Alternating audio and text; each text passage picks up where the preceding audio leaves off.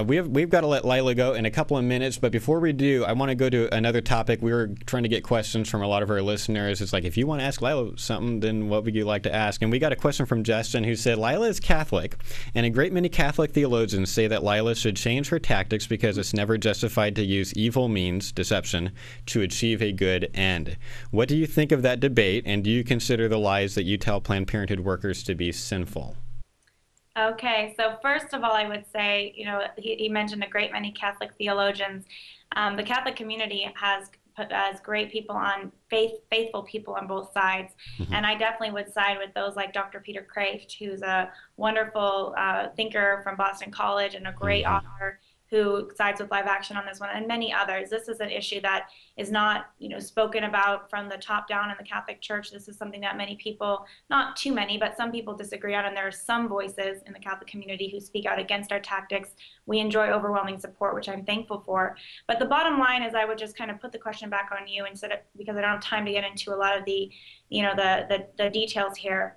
But consider a situation, say in Nazi Germany, or a situation at a time when a lot of lives are being lost, and you need to find out what is happening with the opposition who is putting people in danger, and you need to find out what they're doing. Are undercover tactics justified? Or another question, similarly, even if you don't believe that this is an actual Holocaust taking place, are undercover tactics justified by journalists, by any kind of journalist? And so if you can answer those questions both in the negative, then we can continue the conversation. If you'll say, well, they're never justified, then we can go to another level. But I think that the first step is to see, are you holding other undercover journalists, and are you holding other activists fighting for life in, say the Holocaust or another time when a lot of lives are at stake, to the same standards as you're holding live action? David, anything to add? You got to remember that in these investigations, we're going in and asking questions just like patients. Right. We're not harassing providers to try to answer a question a certain way. We're not forcing them. We're just asking honest questions of people who, I'm pregnant. What advice would you give me in this situation? And we're recording that and documenting it. And that's similar to any sort of audit that a company would do internally. A journalist would want to do to find out. And you've looked at undercover work that ABC, CBS, right, NBC, NPR, and they have all done similar things. And in fact, they have done far more aggressive things in terms of the situations they create. Some of the situations they create in some of their TV programs are even emergency situations that could lead to people being in danger, depending on how people react. In this case, we're just asking simple questions and finding the truth out, and the truth has been, frankly, shocking. Right. I would recommend people to read the Peter Kraft piece. I thought it was a great piece that just I thought that it answered all of the concerns. Last question for you, Lila, before I let you go. This is a question from Brett, who is pro-choice. He said, what do you feel would be the greatest positive result for society from the criminalization of abortion that is not less deaths of embryos and fetuses? What would be the greatest positive result besides that? Well, first of all, I would say that as we work to criminalize abortion, we must also win the hearts and the minds of people, especially young people. And the beneficiaries of a pro-life America, of a culture of life where every life is protected by law and also by the willingness of each citizen, of each American, of each person to protect other people, is not just the unborn child, although we have to go to their protection first because they're in the most danger of being ripped apart in their mother's wombs. Right. But it's also for the protection of our young people and our women and our families, because abortion takes a toll not only on the victim that has been killed, but on the survivor, on the surviving members of family. There are brothers and sisters, missing brothers and sisters in America. There are classmates missing classmates. Young people are missing about a third of our generation. Mothers are mourning the loss of their children, but their grief is being delegitimized by a radical ideology that groups like Planned Parenthood perpetuate in our country. There are fathers missing their children because they've been aborted. So this is something that hurts all of us, and it affects all of us whether we like it or not. And so a pro-life America with less abortions, with less people killed by abortion, is going to benefit everybody. I'd like to finish off with a quote from Mother Teresa. She calls, and Mother Teresa was this humanitarian activist. She got a Nobel Peace Prize. People recommend her as this wonderful advocate for the poor, for the suffering. But she, whenever she had the opportunity, she spoke publicly, even at the National Prayer Breakfast in front of President Clinton and his wife. She spoke about abortion as the greatest destroyer of peace.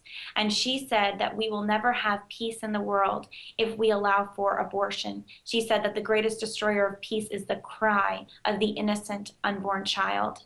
She's telling us that abortion affects all of us, and we cannot have peace in our nation with it. So let's fight for our country without it.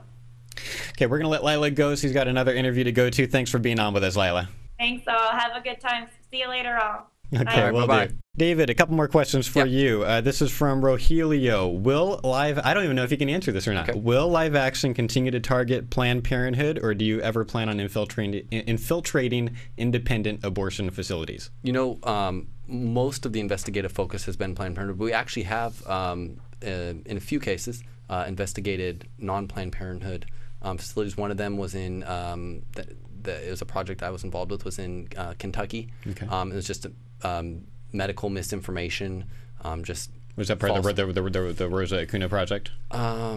I believe it was part of the Rosa Acuna project. I know it was in, I believe, Lexington, Kentucky, and it's on our website. You can look it up. Okay. And then there's been some times where we will fact check or respond and address to many other groups that are not Planned Parenthood.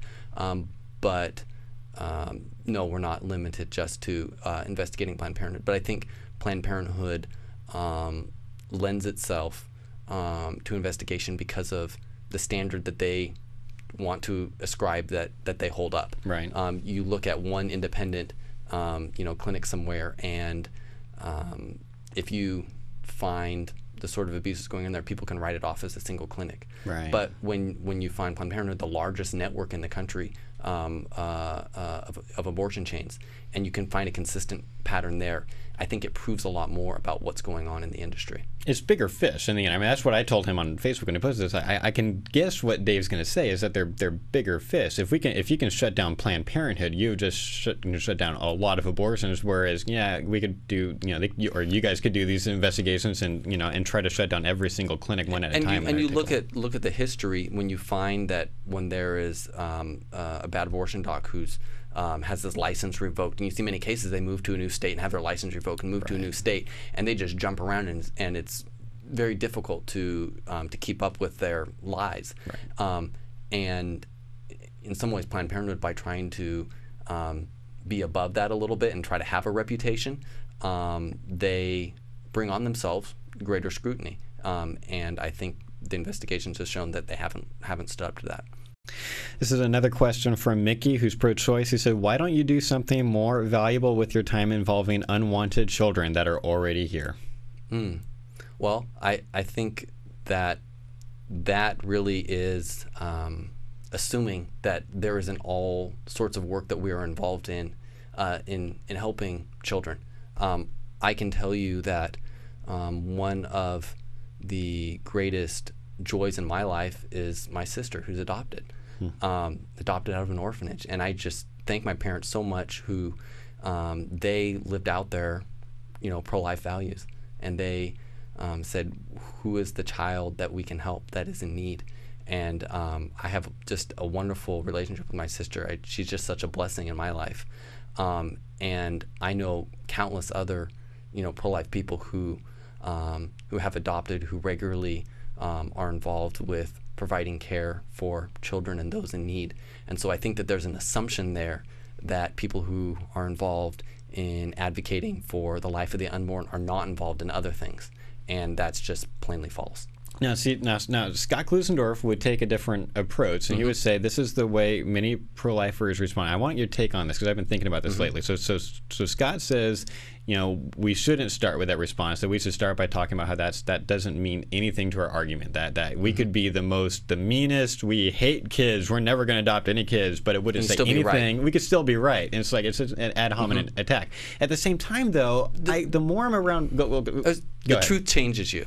The truth changes you, and you can't have the truth and a really full understanding and respect for life and not have that impact how you live. So in one sense, you can say, well, the argument of the truth should be enough. But if the argument of the truth is enough, it should also be reflected in how we live. And so we should be willing to be held up to that standard, because frankly, I think that if people are willing to have an honest look, that standard is being met. And not that there isn't great need in the world, Right. but a lot of times the great need in the world isn't being solved because there aren't people that are willing, but it's just some of the problems are so complex. You look at some of the starvation that goes on in Africa. Well, it's not that there isn't enough food to ship there. It's that when the food is shipped there, it's stolen. Right. You know, that there's gangs and warlords and all those things, and those are the problems. So a lot of times the problems aren't as simple as, well, there's this child that was neglected and abused. Well, that child's parents, you know, I don't have legal responsibility or authority to care for that child. Right. They have you know, parents, in the way our current system's set up. I can't just go and take their child, nor would that be right, you know, just to do that without the right process of you know, adoption and determining Right. if a parent is fit and things like that. So it isn't just a matter of willingness that solves these problems, and because these problems exist doesn't negate that the pro-lifer doesn't have that on their heart to do that, Right. and isn't actively working to do that. I agree with what you just said. I'm wondering, because I'm around a lot of young pro-choice people, and I'm just wondering, and Scott might differ with me on this, but it seems like with a lot of young people, and this is a sad, but it seems like true fact, that they just sometimes don't care that it's technically an ad hominem attack, and technically it's not fair. Right. Because if they don't see as being consistent, they just don't care. And so do you think maybe that's part of that arc, and do you see it as important that pro-lifers not just respond with, no, that doesn't have anything to do with whether being born or human, but as trying to fuse both into something that would maybe be more helpful for young pro-choice people? Sure. There's a lot of people who frankly don't understand what an ad hominem attack is, and that's the truth. Right. And even when you explain it to them, some who ask the questions are not genuinely asking the question. They're using the question as a weapon to pound their opponent, even if it's intellectually dishonest. Other times it is an honest question. And for those that it's an honest question, I think you can do a combination. One of explaining how that question is not a relevant or fundamental question to whether the unborn should have the right to live or not. Right. That's a separate question.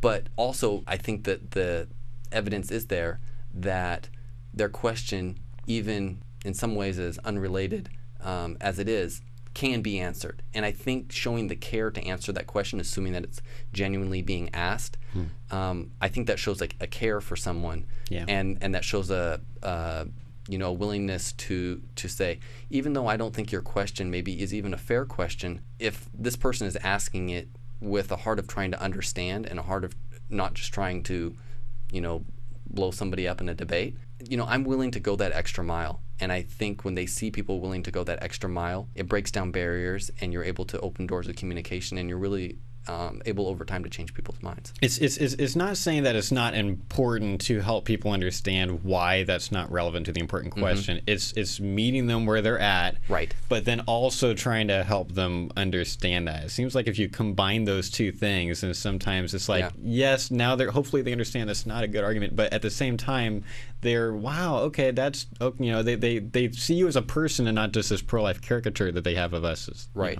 You know. And every emotional argument, you could say, you know, even many personal stories and things like that, you could say that isn't necessarily relevant to the intellectual debate going on. For so many people, the debate is partially intellectual, and it's partially fought in the world of how does this actually work and how does this actually change people. And if someone accepting pro-life thought resulted in them just being an awful human being, well, we may say, well, this is intellectually correct, but look at the type of people this sort of thought creates. And in that sense, it is relevant.